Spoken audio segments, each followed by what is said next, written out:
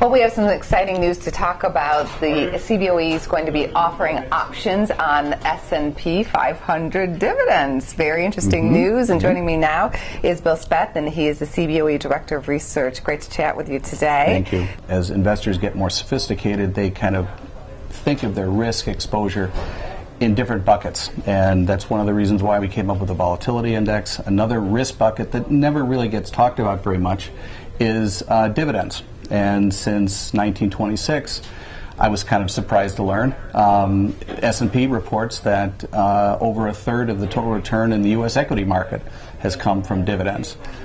In fact, right now, in 2009, dividends accounted for 6% of U.S. investor personal income. Wow, big number. Some of these numbers are very surprising. Now, what exactly will this measure? The ups and downs? We've even had some companies who've dismissed their dividends. Right. How will this work? And it's very interesting because the dividend index itself measures the accumulation of ordinary cash dividends over a quarterly time period, and the quarter runs from one expiration, say a March expiration, to June expiration. So it's a dividends paid, dividends that go ex-dividend, stocks that go ex-dividend. So what exactly will happen upon expiration for these contracts? Well, what happens is that as I said, the index itself starts out at zero, and as dividends accumulate throughout the quarter, the index gradually increases or stays the same if there's no dividends paid that day.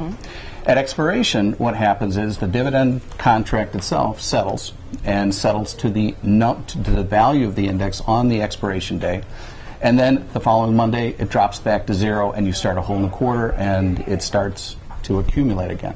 Now, what's going to happen is that when you look at a historical chart of the index, you'll see a very dramatic sawtooth pattern, and which is something that you don't see at all in the S&P 500. You don't see it in any of the other indexes, because all the other indexes we trade represent kind of a spot value, like a snapshot of prices at any given time.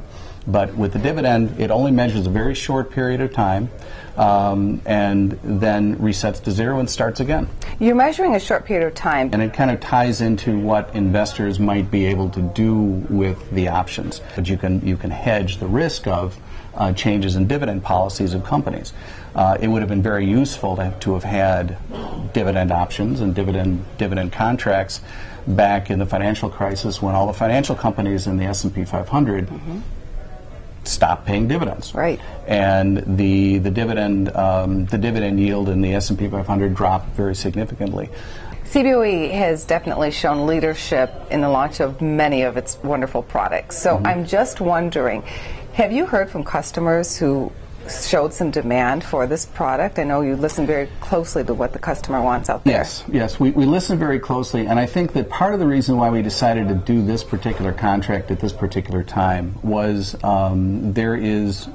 trading dividends has been out there in growing for like the past 5 years. We see in Europe there's dividend futures trading, and they are starting to become very, very popular. Trading, 500, 600,000 contracts over the course of a month, which is very significant. In the over-the-counter market, there is a growing use of dividend swaps. So, plan is to introduce a suite of these dividend products. We have the quarterly contract right now. And you can find these S&P 500 dividends under ticker DVS. Under DVS, yes. Bill Speth, great talking to you today. Thank you very much.